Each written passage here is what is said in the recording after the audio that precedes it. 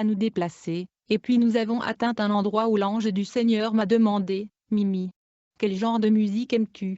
J'étais sur le point de répondre à cette question quand l'ange a soulevé sa main. À la suite de ceci, un écran géant apparut devant nous. Nous avons commencé à regarder comme dans un cinéma les images qui étaient projetées sur ce moniteur. On regardait une scène d'un homme qui était vêtu en robe blanche. Il portait une croix sur lui. Cet homme dialoguait avec deux individus. L'un était à sa gauche et l'autre à sa droite. Mais quand j'ai regardé attentivement, j'ai constaté que les deux hommes à sa gauche et à sa droite étaient le musicien Michael Jackson et notre musicien Koffi Olomidé. Puis j'ai vu l'homme vêtu de blanc se mettre à harceler Koffi Olomidé qui était mon idole. J'ai demandé à l'ange du Seigneur, qui est l'homme vêtu de blanc qui harcèle Koffi. Il me dit, Mimi, il est Lucifer le diable. Il m'a dit, Jésus ne met pas la croix sur lui, et chaque fois que quelqu'un a une croix sur lui ce n'est pas Jésus, il est l'usurpateur. Le diable demandait Koffi, où sont les âmes que tu m'avais promis? Et le musicien Koffi suppliait ce dernier de lui accorder plus du temps. Puis le diable dit à Koffi, voici mon serviteur fidèle,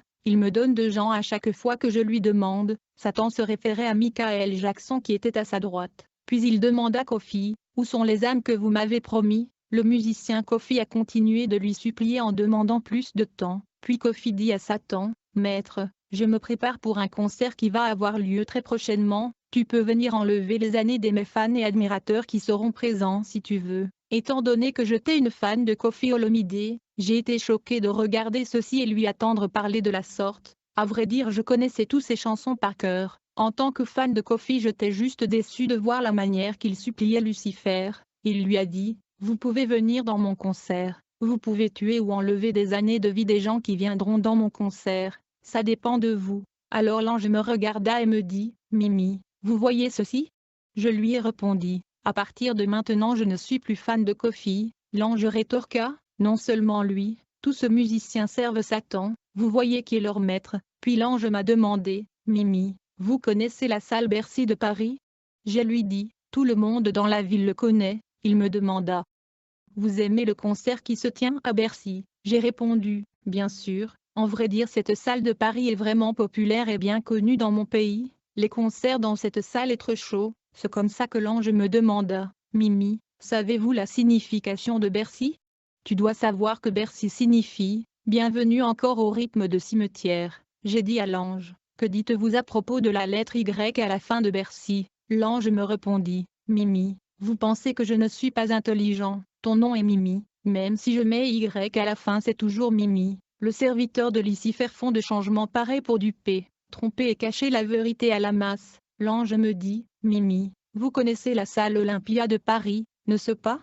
Bien sûr, dis-je, ces deux salles sont toujours pleines pendant le concert. L'ange me dit, Olympia signifie, horreur dans ce lieu impur actuel. Alors j'ai dit à l'ange, mais ça commence avec O. L'ange me dit, ils ont enlevé le H pour camoufler le sens de ce nom. Plus tard, j'ai demandé l'ange du Seigneur à propos de la salle Zénith. Il me dit, Zeus est une divinité populaire dans la Grèce antique, mais ce démon est tout de même actif aujourd'hui. L'ange me dit, Zénith est tiré de nom latin, mais en français ça veut dire, Zeus normal pour l'intérêt ténébreux. J'ai dit à l'ange du Seigneur, vous ne vivez pas sur la terre mais comment savez-vous toutes ces choses? Cet ange parlait calmement avec assurance car il savait de quoi il parlait. Il me dit, Mimi, qui ces salles de loisirs et concerts sont de par le monde, mais ils sont consacrés aux démons et portent de noms mystiques. Je me suis dit, cet ange a oublié la salle LSC, et donc j'ai demandé l'ange de l'Éternel à propos de la salle LSC de Paris qui est aussi populaire. L'ange me dit que le nom LSC signifie lieu satanique.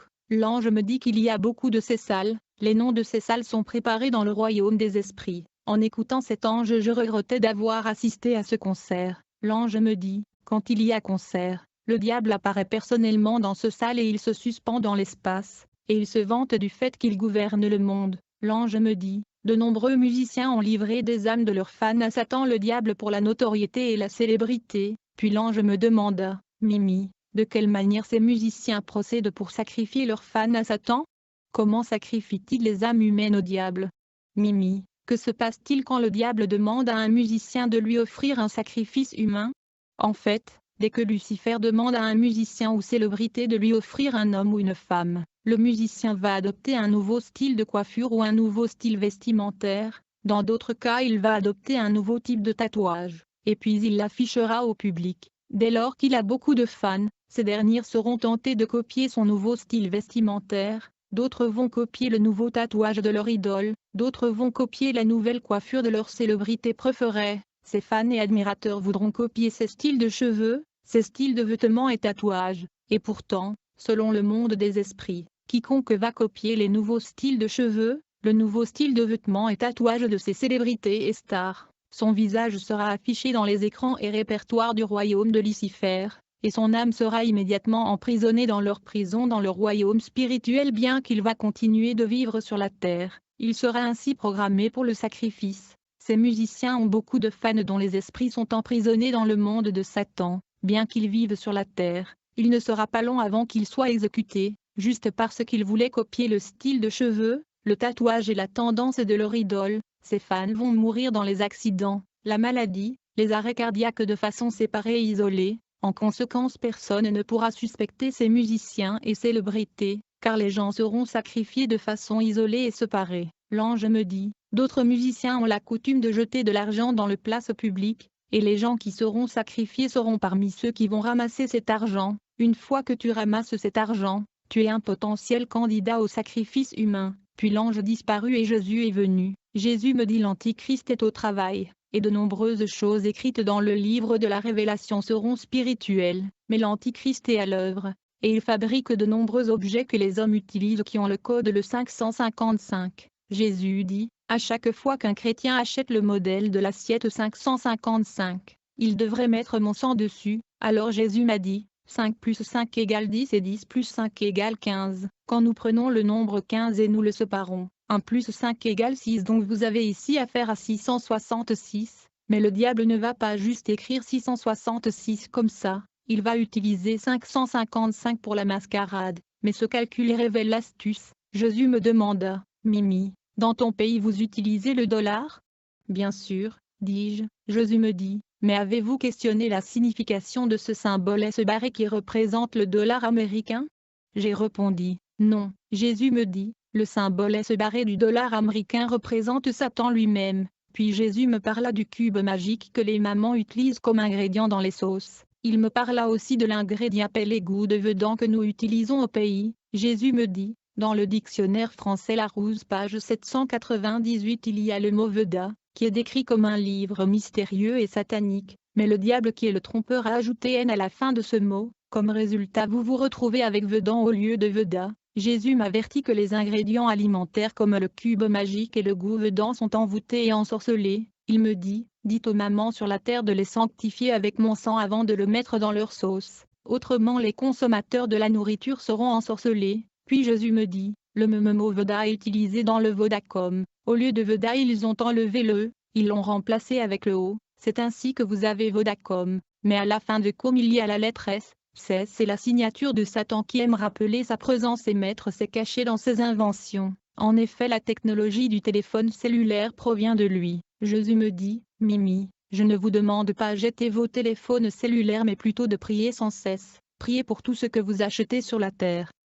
Puis Jésus me dit, un homme avait un champ, il avait semé et planté des légumes, du manguier et de l'avocatier. Au fil du temps les légumes ont poussé et les 2 arbres avaient aussi poussé. Il était heureux car très bientôt il va apprécier le fruit des arbres qui étaient près de donner des fruits. Puis un jour alors qu'il pleuvait, cet homme s'endormit. Mais quand il se leva le matin, il constata que la pluie et le vent avaient détruit ses légumes et déraciné les 2 arbres qui avaient poussé et qui étaient prêts à donner de fruits. Jésus m'a demandé, Mimi, dis-moi quel sera le sentiment de cet homme. Je lui ai dit, ce sera pénible et douloureux pour lui car il espérait manger et profiter du fruit de ses arbres et de ses légumes. Jésus me dit, Mimi, ceci est la situation dans laquelle je me retrouve. J'ai beaucoup des enfants et de serviteurs qui sont emportés et déracinés par le vent, la pluie et le déluge, qui sont la représentation du plaisir et des biens de ce monde. Mes enfants sont emportés et attirés par les choses de ces mondes. Ils veulent gagner ce monde et dans ce processus ils perdent leur âme. Ils continuent à construire de grands bâtiments mais ils sont engloutis par l'influence de choses de ce monde. Et pourtant Paul a dit, je compte toutes choses comme une perte par rapport à l'excellence de la connaissance du Christ mon Seigneur, pour qui j'ai tout perdu. Je considère tout comme des ordures pour que je puisse gagner le Christ, dit Jésus. Mes enfants peuvent revenir à moi s'ils le veulent, et je serai heureux de les accueillir mais l'amour du monde et les choses de ce monde les arrêtent. Ensuite Jésus me dit, Mimi, tout ce qui s'est passé autour de ma mort a un sens. Quand je me suis tenue devant Pilate, il m'a demandé, es-tu le roi des Juifs?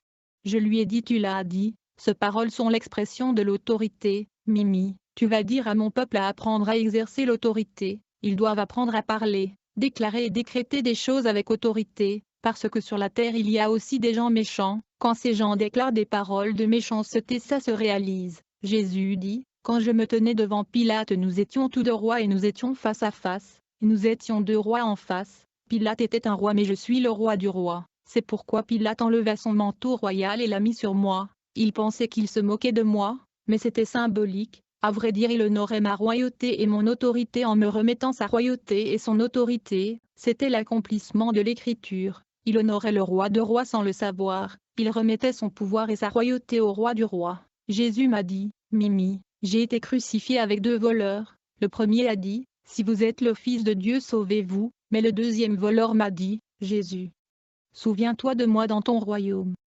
Les deux voleurs représentent l'Israël de la chair et l'Israël de l'esprit qui est l'Église composée de gens de toutes les nations. Il est écrit,